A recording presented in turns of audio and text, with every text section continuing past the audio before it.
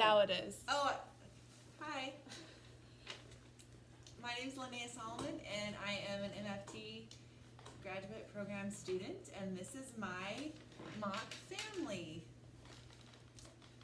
This is Starla, the young daughter, 16 years old, and this is the mom, Dee. Two members were not able to attend. They chose not to join the family dynamic and to discuss the issues. That is Abby, the older daughter, who is 19, and the father, who is divorced, so he's no longer in the home. Parents divorced 2 years ago. Oh, presenting problems are communication and respect. Parents divorced 2 years ago. Problems with communication have ensued since then. Mother hovers over Starla and compares her to older sibling Abby. Father favors Starla and does not contribute to the dynamic. Starla says, my dad just gets me. Father's an artist and a free spirit. He declined joining therapy, as mentioned, as did older sister sibling Abby. Starla wants to be an interior designer. She gets bored, as such, she gets bored in school easily. Mother wants Starla to pick a field with a steady income and criticizes becoming an interior designer, thus creates friction and negative reaction. Abby has accomplished quite a bit for being young. She worked hard in high school and gets straight A's, seemingly effortless. She earned a scholarship to a local university and is making strides to becoming a physical therapist. Starla struggles in school and earns B's and C's. She works hard, but A's do not come easily for her, as they do for her older sister. Mother works long hours and tries to create opportunities for the three of them to spend time together. Mother compares Starla to Abby, and this in turn creates negative communication between all three. Instead of Mother fostering what Starla enjoys, she constantly compares her to Abby. As such, Starla will lash out irrationally and be disrespectful, which in turn creates a circular situation that seems to have no end. Starla feels that Abby can do no wrong and is tired of being compared and criticized. Starla breaks curfew because she gets tired of being scolded. Her breach of curfew is an attempt to get her mom's attention, even though it's negative attention. Mother loves both daughters, of course, and feels that she shows them by working hard and creating a decent living. So Starla, I want to thank you for coming to therapy today and for reaching out to have family therapy. Would you like to start and just kind of share a little bit, kind of expound upon what I've said and kind of share how you feel? Yeah, thank you. Thank you for having us. It was difficult reaching out, but I felt like it was time. I mean, I feel like we've tried everything. I'm just not being heard, and I have such a strained relationship with my mother and my sister, and it feels so divided.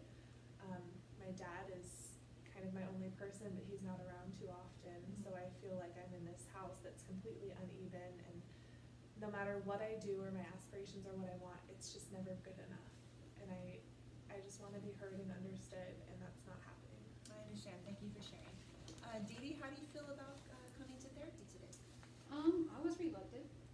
I don't like to share our dirty laundry in public, but Starla was persistent, and I just felt like, if she needed this, we would do this. Abby couldn't attend because she's working and has quite a bit to do on her plate, so, but she did want to be here, but she couldn't. But here we are, so if we could help Starla, that would be great. Thank you. I appreciate your honesty and thank you for sharing. So one of the therapies the main therapy that we'll be discussing today is structured therapy. It's a direct, straightforward therapy, and it's when the therapist becomes really involved with the family. Instead of giving like passive guidance and the ultimate goal, of course, is the family members to come to an amicable decision and to be able to find relationship and do that together.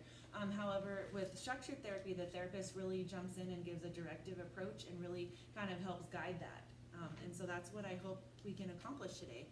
The intervention will be just addressing symptoms to find a solution and compromise versus just questioning, and we want to find a solution. So, to stay on point, how do you feel about being here? I'm happy that we're here, but I'm just disappointed in the situation. I feel like embarrassed that it had to come to this point, and that I shouldn't have to reach out like this just to get my mother's approval. Like, it's so bad to be an artist and everything. It's like everything is crushed inside of me when she says that, and I feel like I'm just sad. I'm upset. I don't want to be here. I don't want to have to do this, but here we are. I understand. Thank you for being honest. So I'll shift it to you, Dee Dee. How would you describe the way you connect to one another? Like, how would you describe your relationship? It's a little strained. Of course, after the divorce, it's been difficult working and long hours and so forth. But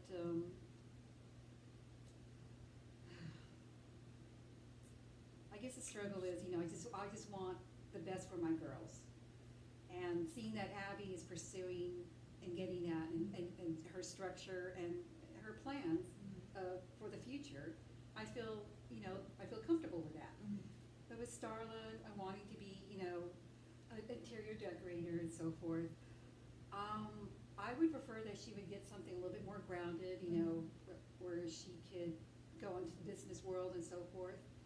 But it's been an argument, and I'm just trying to impress on her that life is not easy. Mm-hmm.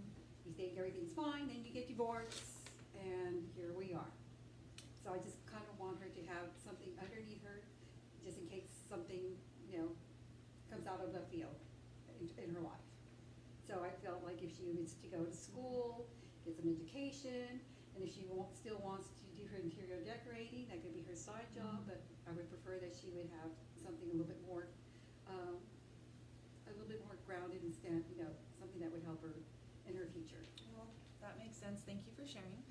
Because the goal is that you both speak and you're able to share your perspective and do so without talking over each other. So I really appreciate that you're able to share. This is it's not a non-judgmental environment, and it's a non-critical environment, and I'm glad that you both feel safe to share, and I want you to continue being able to do that.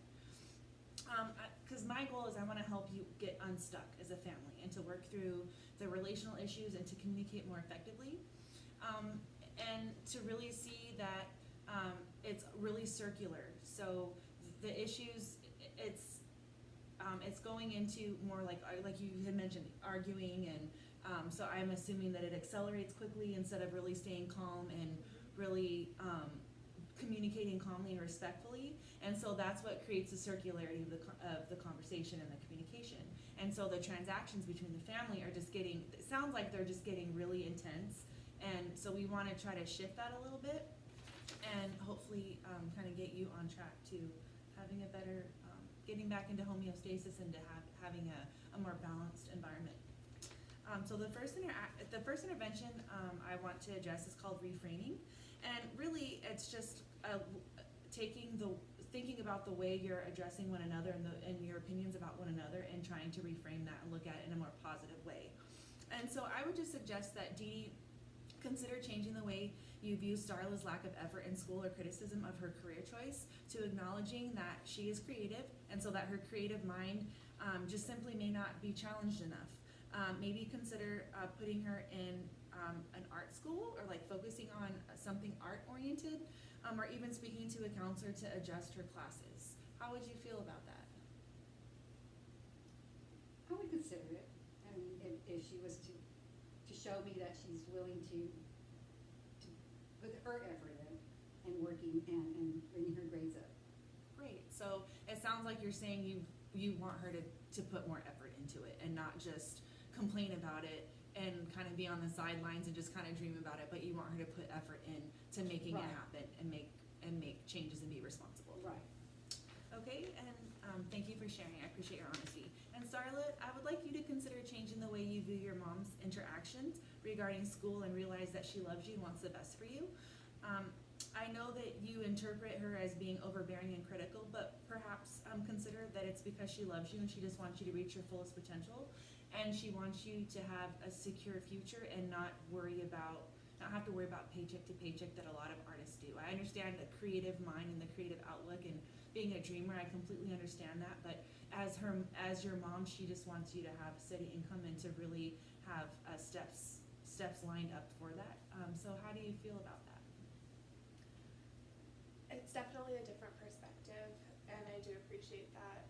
It's been years of kind of projecting her fears onto me and having that butting heads because Mhm. of that, and Mhm. just because her and my sister have the exact same ideology of the world and having everything just, it's not for me, it's not the path that I want. And I see where she's coming from, a place of fear, and I get that, and I do sympathize with that. And I mean, going forward, I hope that she can see, if she can just stand behind me and want me to grow in something that I'm passionate about, I'd probably put more effort.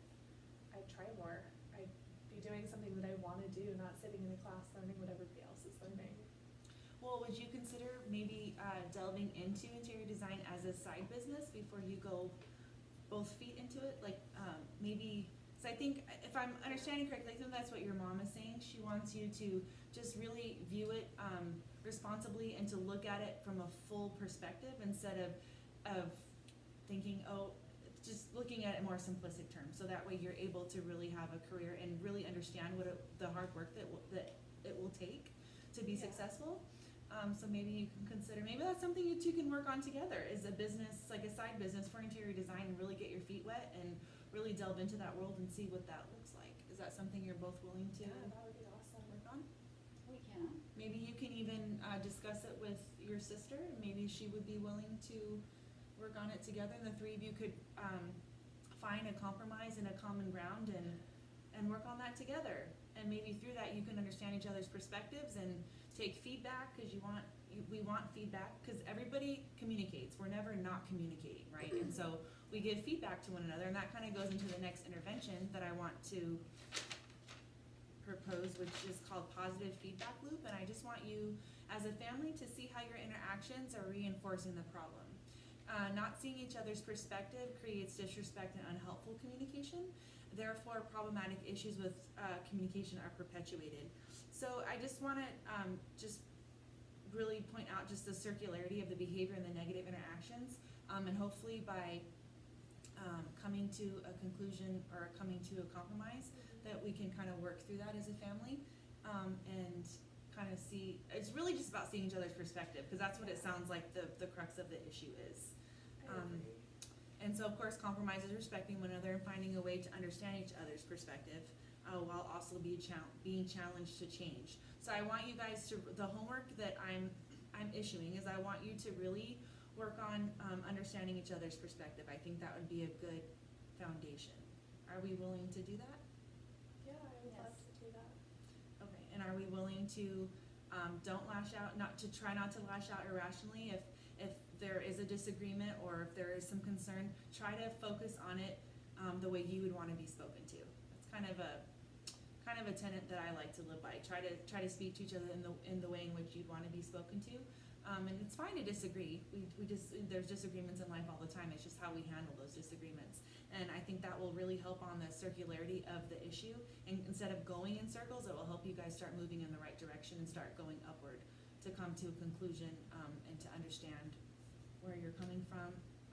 Do you guys have any final thoughts? Darla, would you like to? I Sure. love the idea of that. I really do.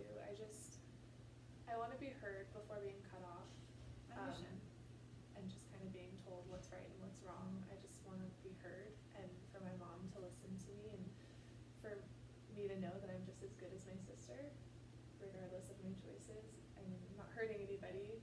It's just how I feel. So I like the idea of listening and kind of taking my own responsibility on my part as well to get my point across. Great, that sounds great. Thank you for being honest and vulnerable. I really appreciate that, Thank and you. thank you for reaching out. It was such a pleasure to speak to you, and I'm glad that we were able to come to an understanding and kind of get the ball rolling on the relationship. How would you like? Do you have any final thoughts?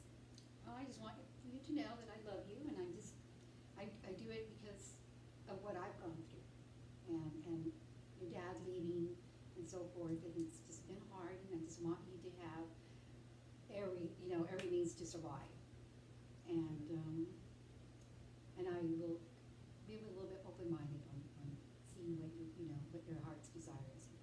Thanks, Mom.